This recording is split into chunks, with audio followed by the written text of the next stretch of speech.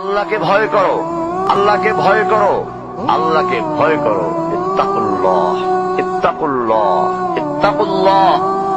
ওহে মুসলিম, তোমাকে আল্লাহর সামনে দাঁড়াতে হবে। তোমার হিসাব নেওয়ার জন্য আল্লাহই যথেষ্ট, যিনি সব জানেন। তুমি যা গোপন করো ও প্রকাশ করো। তোমাকে অবশ্যই মৃত্যু বরণ করতে হবে। যখন তুমি দুনিয়ার সব কিছু ছেড়ে চলে যাবে, শুধু তুমি আখিরাতের জন্য যা সঞ্চয় করেছ তা নিয়ে সাবধান হও তোমার শেষ আমলের ব্যাপারে। তুমি জানো না কখন তোমার শেষ মুহূর্ত। তুমি কি প্রস্তুত মৃত্যুর জন্য? তুমি কি প্রস্তুত কবরের সওয়াল জবাবের জন্য? তুমি কি প্রস্তুত ভয়াবহ কিয়ামতের জন্য, হাসরের ময়দানের জন্য, হিসাব নিকাশের জন্য, আল্লাহকে জবাব দেওয়ার জন্য, মিজানের জন্য?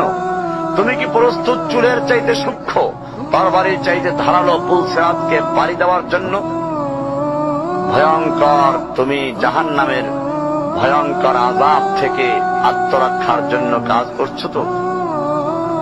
যার ইন্ধন মানুষ এবং পাথর, যার আগুন ভয়ঙ্কর উত্তাপ সম্পন্ন কালো বর্ণের, যা হৃদয় পর্যন্ত জ্বালিয়ে দেবে, এমন উত্তপ্ত পানি যা নাড়ি ভুঁড়িকে বের করে দিবে।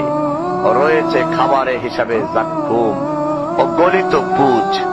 জাহান্নাম অসম্ভব গভীর, ভয়াল জায়গা, কঠোর হৃদয় ফেরেশতারা নিযুক্ত, যেখানে শাস্তির মাত্রা বৃদ্ধির জন্য শরীরকে অনেক বড় করে দেওয়া হবে। চামড়াগুলো জ্বলে যাবে, বের হতে চাইবে, বের হতে পারবে না। মৃত্যুকে ডাকবে, মৃত্যু আসবে না। ভয়ঙ্কর শাস্তি যা অনন্তকাল ব্যাপী চলতে থাকবে। তুমি অগ্রগামী হও সেই চিরস্থায়ী জান্নাতের দিকে, যেখানে রয়েছে চিরন্তন সুখ। যা মন চাইবে তাই পাবে, যা আদেশ করবে তাই দেওয়া হবে। জেনে রেখো, দুনিয়ার চাওয়া পাওয়ার পূর্ণতার স্থান নয়। দুনিয়ার চাওয়া পাওয়ার পূর্ণতার স্থান নয়। দুনিয়া চাওয়া পাওয়ার পূর্ণতার স্থান নয়। জান্নাতি হচ্ছে এমন জায়গা যা তোমার সব আকাঙ্ক্ষাকে পূর্ণ করে দেওয়া হবে। চির কিশোর সেবকগণ, চির যৌবনা সঙ্গিনীগণ, ফল মূল, গোশত, দুধের মধুর শরাবের নহর, উত্তম বাসস্থান ও বিছানা, চির আরাম, চির যৌবন, চির সুখ, অসংখ্য নেয়ামতের মাঝে সবচেয়ে বড় নেয়ামত হবে তুমি আল্লাহকে দেখবে। শুধু তোমাকে এটা বলাই যথেষ্ট মনে করছি, সবচেয়ে কম মর্যাদার যে জান্নাত লাভ করবে তা হবে দুনিয়ার 10টির সমান। সুতরাং হে মুসলিম, হে ভাই, আল্লাহ তোমার প্রতি রহম করুন। এই বার্তা তোমার কাছে পৌঁছার পর আশা করি তুমি তা তোমার পরিবর্তন এবং সংশোধনে যথেষ্ট হবে।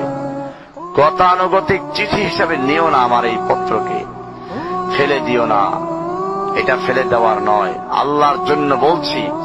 এর দ্বারা নিজেদেরকে সংশোধনের চেষ্টা করো। আর তোমার অবস্থা যদি উত্তম হয় এর চেয়েও, যা উল্লেখ করলাম, আল্লাহর কাছে কামনা করি তোমাকে তিনি দৃঢ় রাখুন, মাউত পর্যন্ত লেগে থাকো উত্তম ঈমান সহ।